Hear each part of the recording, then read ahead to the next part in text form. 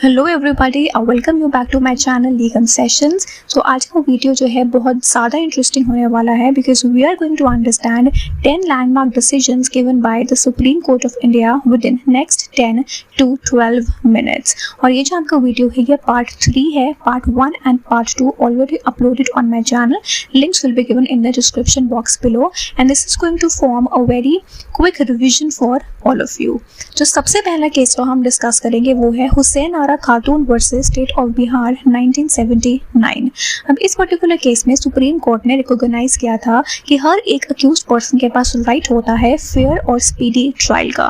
कहने का मतलब है कि जो स्पीडी ट्रायल है वो एक अक्यूज्ड का फंडामेंटल राइट है। चाहे आप एक अक्यूज्ड पर्सन हो, आपके ऊपर एक्विजिशंस लगी हैं कि आपने कोई ऑफेंस कमिट किया है, उसके लिए आपका ट्रायल चल रहा है, लेकिन इसका मतलब ये नहीं है कि आपके फंडामेंटल राइट्स जो है वो आपको डिनाई हो जाएंगे। बहुत इंपॉर्टेंट है कि आपका ट्रायल जो है वो फेयर होना चाहिए एंड मोस्ट इंपॉर्टेंट इसके वो स्पीडी होना चाहिए। उसमें अननेसेसरी डिले जो है वो बिल्कुल भी नहीं होना चाहिए।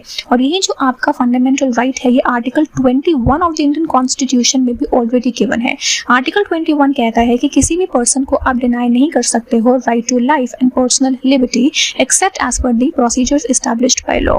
कोर्ट ने बोला था कि जो टर्म है प्रोसीजर्स एस्टैब्लिश्ड बाय लॉ ये बहुत ही ज्यादा फेयर और रीजनेबल होने चाहिए, right. That is why accused के पास राइट है ऑफ स्पीडी ट्रायल। और इसी केस में जो है कोर्ट ने ये भी कहा था कि हर एक अक्यूज्ड के पास फ्री लीगल एड का राइट भी अवेलेबल है। कहने का मतलब है कि कोई ऐसा अक्यूज्ड पर्सन है जो पुअर है, जो इंडिजेंट है, वो अपने एडवोकेट या फिर काउंसिल को अफोर्ड नहीं कर सकते हैं, वो उनकी फीस नहीं पे कर सकते हैं, तो उस केस में स्टेट की रिस्पॉन्सिबिलिटी बनती है कि उनको फ्री लीगल एड प्रोवाइड किया जाए बिकॉज उसके पास राइट होता है अपने आप को डिफेंड करने का।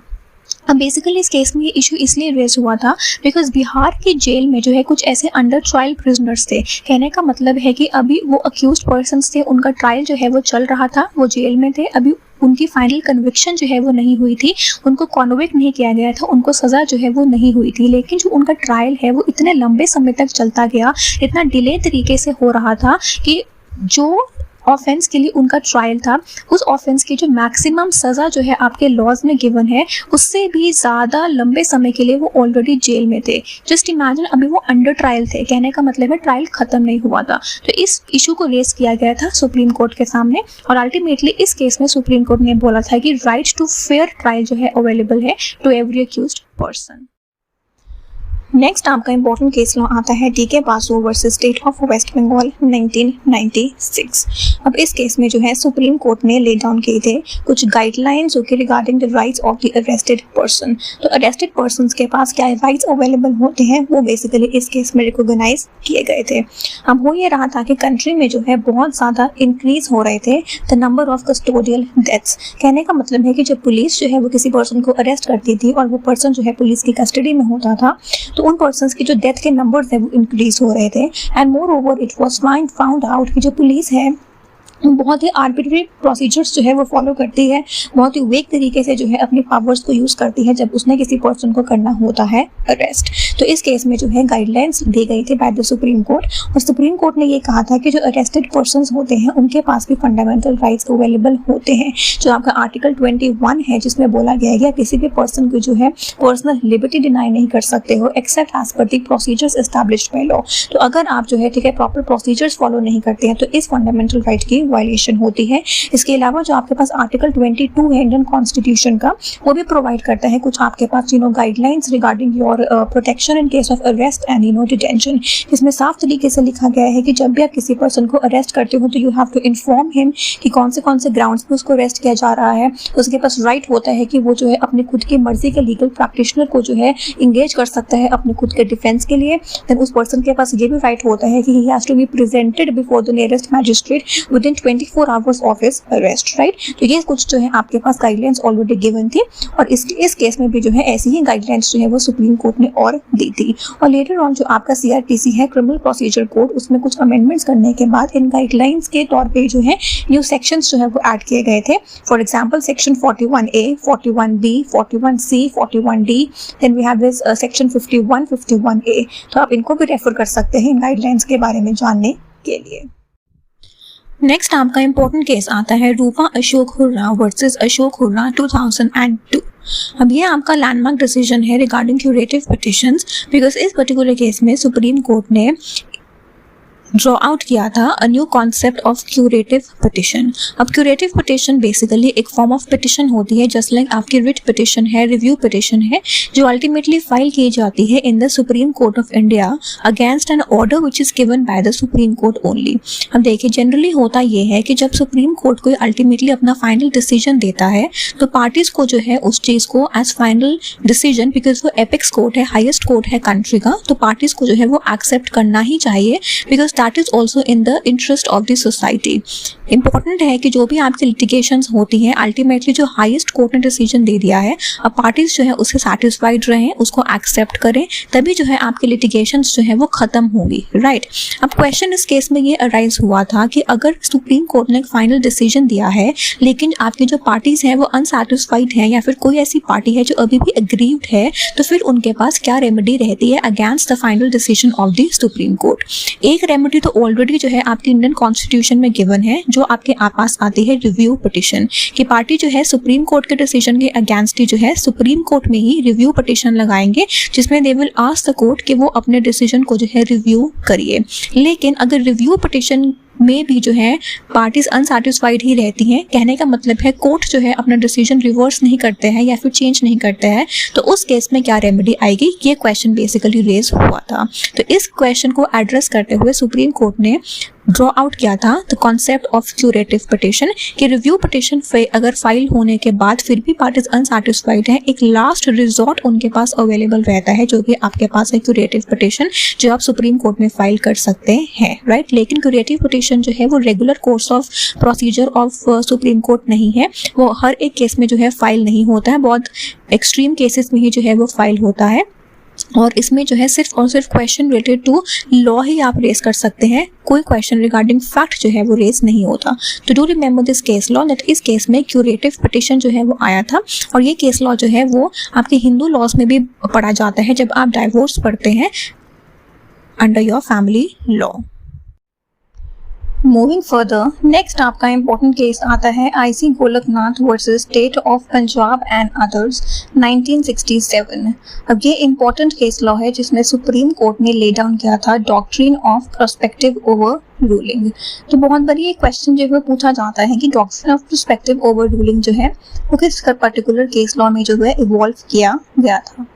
अब इसके बारे में डिटेल में यहाँ पे बात नहीं कर सकते बिकॉज उसकी वजह से it will be a very lengthy video, लेकिन मेरे चैनल पे ऑलरेडी एक वीडियो अपलोडेड है जिसमें मैंने डिटेल में डिस्कस किया है आपके साथ the doctrine of prospective overruling. इसके बाद जो इम्पोर्टेंट केस आता है that is Kesavananda Bharati versus state of Kerala 1973।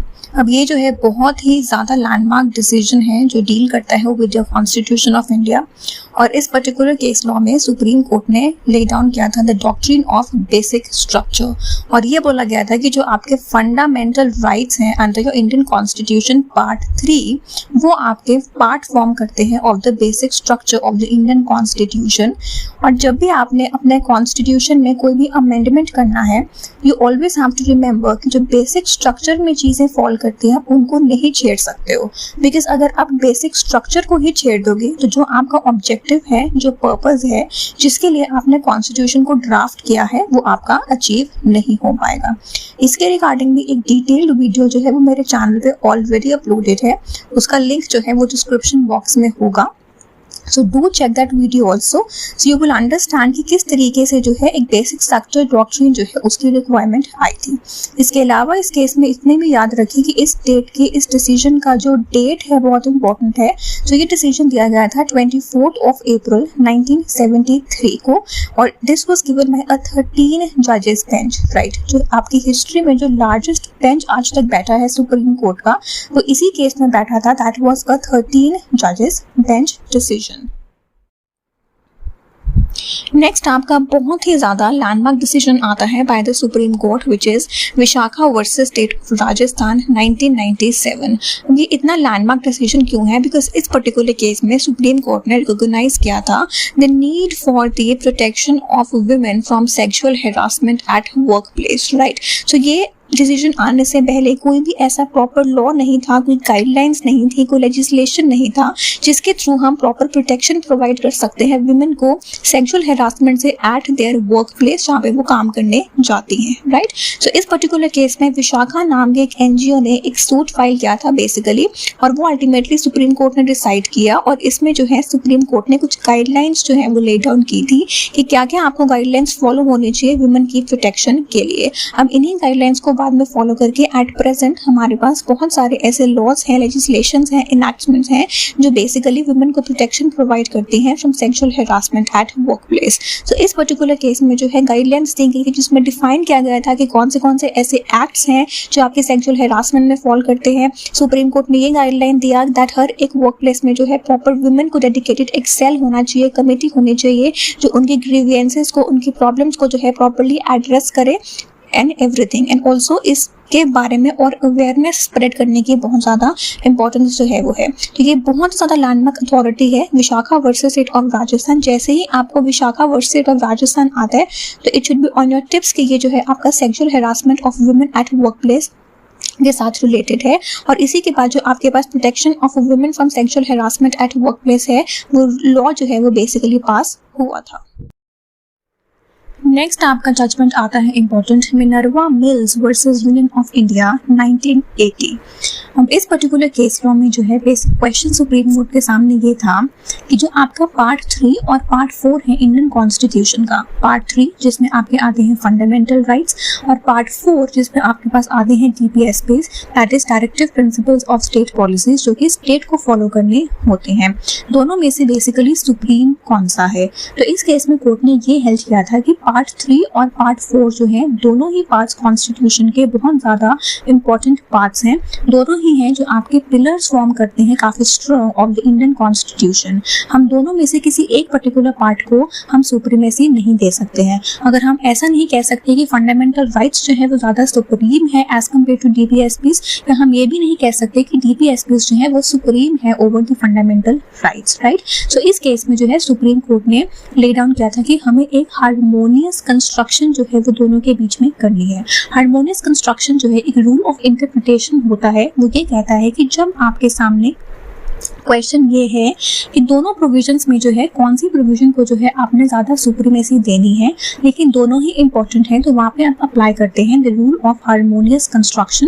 That is जो भी आपके पास दोनों प्रोविजंस जो है पार्ट 3 और पार्ट 4 दोनों को हम हार्मोनियसली कंस्ट्रक्ट करेंगे, दोनों को जो है एक साथ में लेके चलेंगे, दोनों जो है वो पैरेलल फुटिंग पे ही खड़े हैं। अगर जो है स्टेट को जो है अपने DPSPs फॉलो करने हैं, उनको अचीव करना है जो भी उसमें लिखा गया है, it has to keep in mind कि वो फंडामेंटल राइट्स जो है सिटीजन्स के, पीपल के, वो उनको वायलेट नहीं करेगा। तो ये आपका डिसीजन। नेक्स्ट आपका इंपॉर्टेंट केस आता है इंदिरा साने वर्सेस यूनियन ऑफ इंडिया 1992। ये बहुत ही ज़्यादा फेमस केस लॉ है, आपने डेफिनेटली सुना होगा इसके बारे में। पॉपुलरली जो है it is known as the Mandal commission case, because इस केस में जो है एक कमेटी बनाई गई थी, एक कमीशन बनाई गई थी जिसका नाम था मंडल कमीशन। और ये जो आपकी जजमेंट है ये रेजर्वेशंस के साथ जो है वो डील करती है। और इस केस में अल्टीमेटली सुप्रीम कोर्ट ने ये बोला था कि जो आपके पास socially and economically backward classes of citizens होती हैं उनको आप 27% रिजर्वेशंस जो है वो दे सकते हैं। और इसके अलावा कोर्ट ने ये कहा था कि जो आपकी मैक्सिमम सीलिंग लिमिट है रिजर्वेशंस प्रोवाइड करने की किसी भी स्टेट में पब्लिक एम्प्लॉयमेंट में, एडमिशंस में, दैट इज 50%। सो एक सीलिंग लिमिट जो है वो लगा दी गई थी। अब इसके रिगार्डिंग भी जो है एक डिटेल्ड वीडियो ऑलरेडी अपलोडेड है ऑन माय चैनल, सो जिसमें आपको प्रॉपर्ली इसके बारे में इंफॉर्मेशन जो है वो मिल सकती है। The link will be given in the description box below, so do check that out. Next आपका इंपॉर्टेंट केस आता है Shayara Bano versus union of India 2017, very landmark decision जिसमें सुप्रीम कोर्ट ने अल्टीमेटली अनकॉन्स्टिट्यूशनल डिक्लेयर किया था आपके ट्रिपल तलाक को। कोर्ट ने ये कहा था कि जो आपका ट्रिपल तलाक है अंडर मुस्लिम लॉ वो बहुत ही ज़्यादा वायलेटिव है of the fundamental rights of a Muslim wife. Because हम सब जानते हैं कि ट्रिपल तलाक के अंदर पूरी की पूरी आर्बिट्ररी पावर जो है वो मुस्लिम हस्बैंड के पास होती थी। इसके अलावा जो है इसको it is not recognised form of talaq, और ना ही जो है ये एक रिवोकेबल है, इररिवोकेबल फॉर्म ऑफ तलाक जो है वो बेसिकली है। तो अल्टीमेटली फाइनली जाके 2017 में triple talaq has been done away. Last आपका केस आता है which is Mohammad Ahmad Khan versus Shah Bano Begum of 1985। अब इस पर्टिकुलर केस में सुप्रीम कोर्ट ने ये बोला था कि जो आपकी डाइवोर्स्ड मुस्लिम वाइफ होती है जिसको तलाक दे दिया गया है या फिर उसने डाइवोर्स ऑब्टेन किया है, वो इंटाइटल्ड है to claim maintenance under section 125 of CRPC। देखिए जो सेक्शन 125 CRPC है वो एक सेक्युलर प्रोविजन है। कहने का मतलब है कि वो हर एक वाइफ के ऊपर, चाइल्ड के ऊपर, पेरेंट के ऊपर अप्लाई करता है irrespective of their religion। तो इस केस में कोर्ट के सामने ये बोला गया था कि जब हस्बैंड ने तलाक प्रोनाउंस करने के बाद जो उनका मुस्लिम पर्सनल लॉ है उसके अंदर जो भी उसकी मेंटेनेंस बनती थी वाइफ की वो ऑलरेडी पे कर दी है, तो उसके बाद वाइफ के पास कोई राइट नहीं रहता है कि वो 125 CRPC के अंदर जाके अपनी मेंटेनेंस जो है वो क्लेम करे। लेकिन सुप्रीम कोर्ट ने बोला था that no, even if no whatever maintenance has been paid by the application of your personal laws, उसके बावजूद भी जो चाहे वो मुस्लिम वाइफ क्यों नहीं है वो entitled है to claim maintenance under section 125 of CRPC। So very important. One thing I want you to remember is that जो 9th और 10th केस मैंने आपके साथ डिस्कस किया है इसमें बहुत ज़्यादा कंफ्यूजन होता है। तो डू रिमेंबर कि जो आपका शाह बानो का केस है वो आपका मेंटेनेंस के साथ डील करता है सेक्शन 125, और जो आपके पास शायरा बानो का केस है वो आपका ट्रिपल तलाक की अनकॉन्स्टिट्यूशनलिटी के साथ डील करता है। So do remember it properly. So this was all about this very video. I hope you liked it and you got some information out of it। अगर आपको ये अच्छा लगा हो तो इसको लाइक करिए, शेयर करिए and do not forget to subscribe to my channel, and I will see you in my next video. Thank you.